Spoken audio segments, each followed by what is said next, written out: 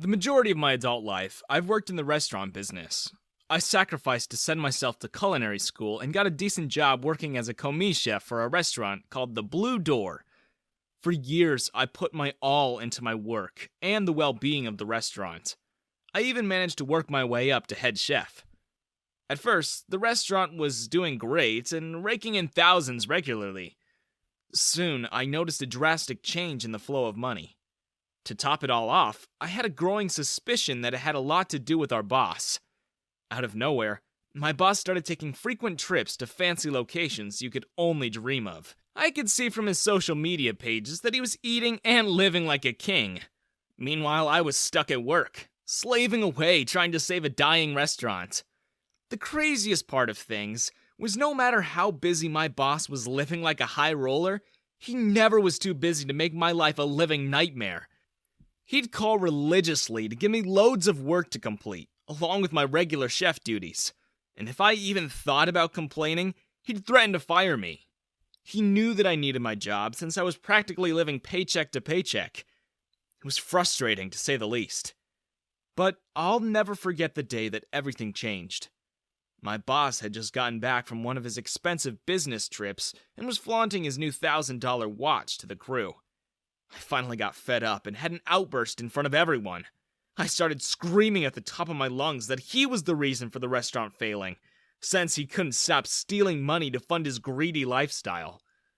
Immediately after, I began regretting that I opened my mouth, because he was fuming like never before. He began screaming back to me until a vein popped out of his forehead. He blamed me for the failure of the restaurant, and said I was a lousy chef who wasn't fit to lead the staff. As if that wasn't enough, he went to the extreme and threatened to fire me on the spot if the business didn't make a full turnaround in 1 week. I couldn't believe what I was hearing. Although I wanted to get physical, I decided to swallow my pride and do everything in my control to make sure the restaurant was doing significantly better by the end of the week. I was already behind on my rent, so if I lost my job, I'd be homeless. So, over the next few days, I put my absolute all into the restaurant. Some days I'd stay up hours after my shifts, trying to make sure everything was running smoothly. There were even a few times when I fell asleep and was locked inside the restaurant.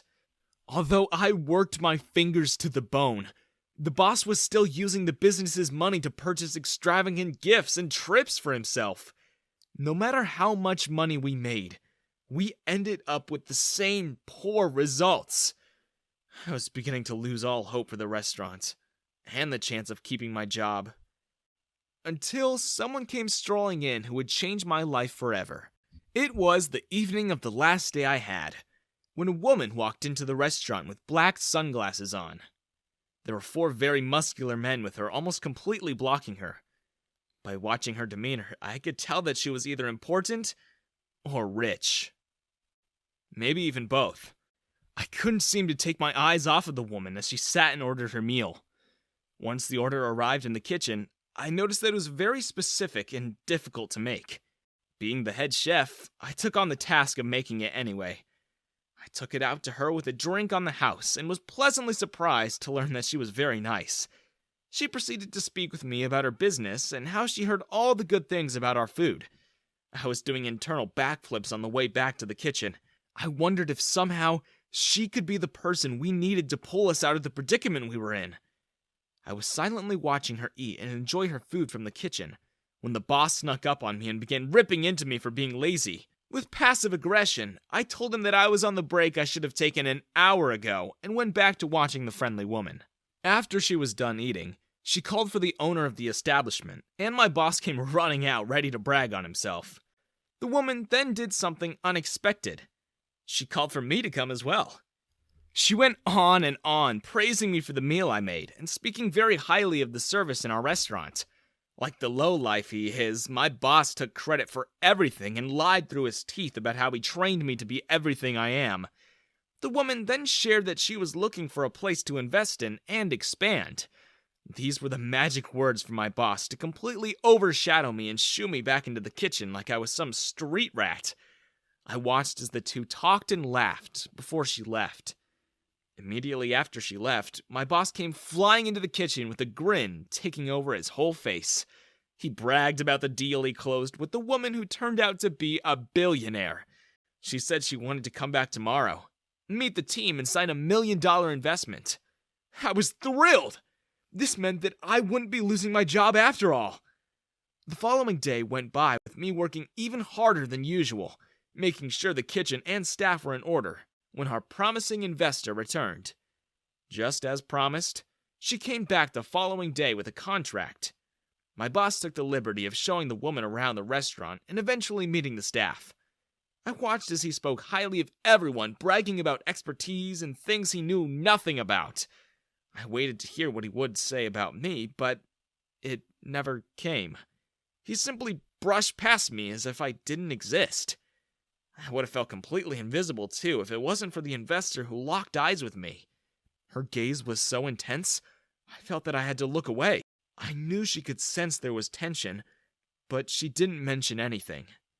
She greeted everyone with her infectious positive energy and signed the deal on the spot before leaving.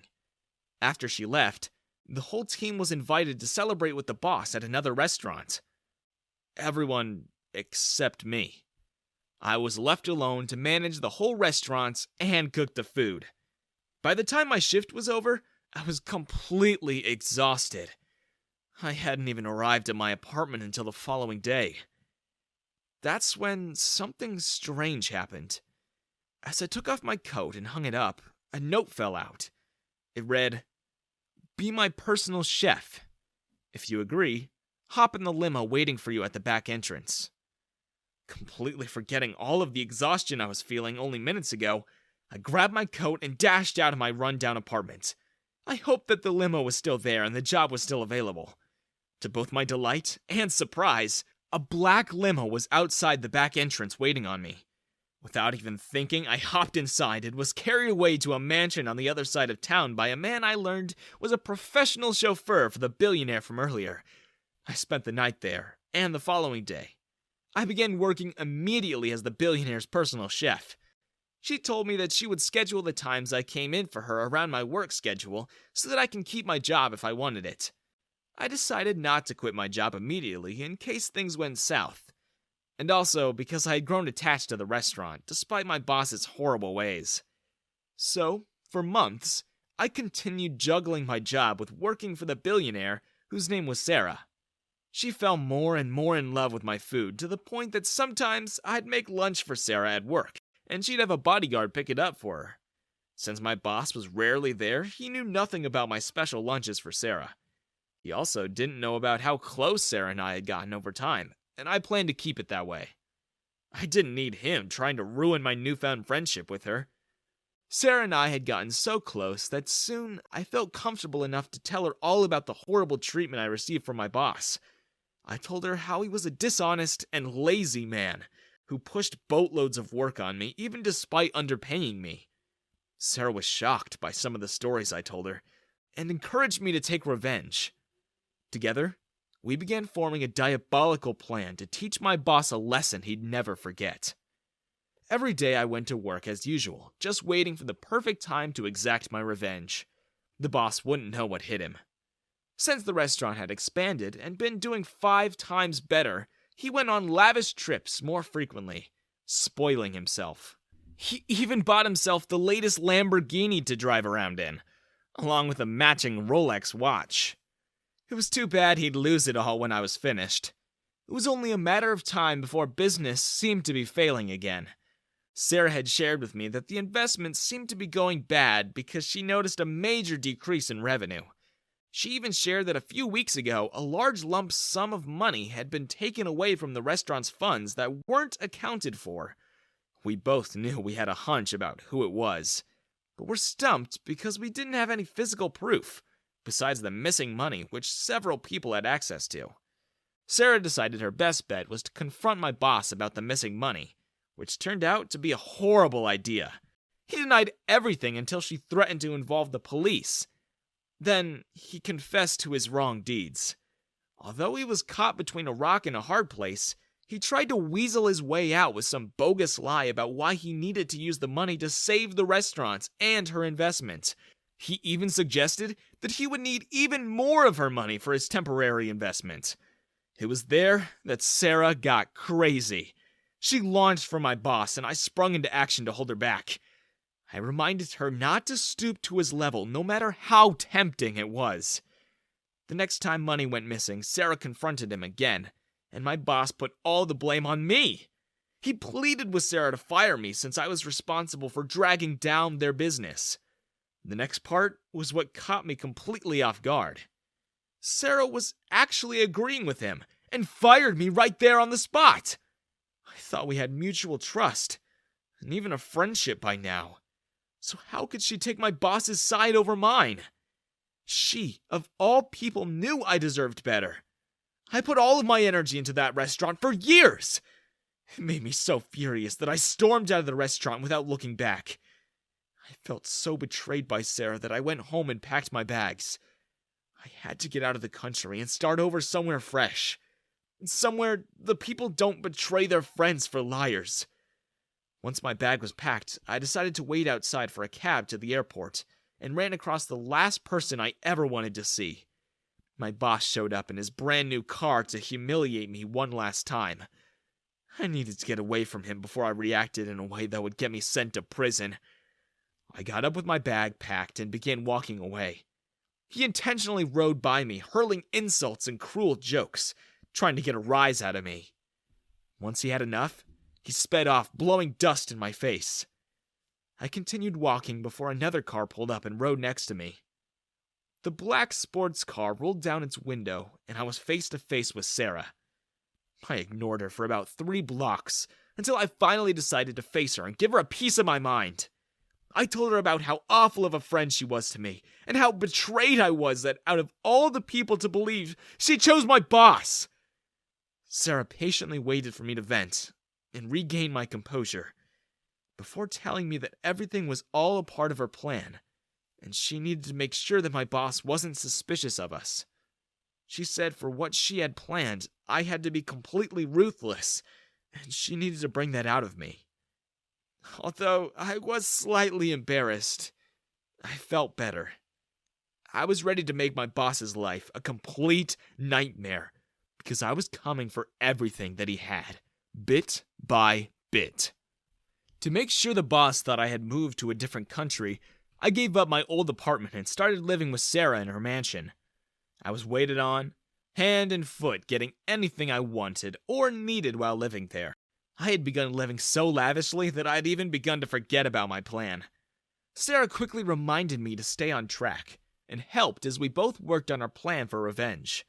The moment our plan came together, we went through it multiple times to foolproof it, and make sure there weren't any holes. Once we were done, we began taking justice into our own hands. The first thing we needed to do was make sure the restaurant failed. For real, this time. After searching around town for the worst chef, we heard of a chef named Theo, who not only cooked as if he was making food for prisoners, but was also known to cause massive trouble anywhere he ended up. Once we found him, Sarah recommended him to replace me as the new head chef, seeing that I had left the country. My old boss agreed quickly because apparently things were going downhill already since I left the restaurant. Things went haywire the minute the new chef arrived. He caused conflict with the group by trying to change everyone's roles. Soon, blogs and articles were circling the country about the vicious fights between chefs at the restaurant. Not knowing why things were going so terribly, my old boss began blaming the staff for not accepting the new chef.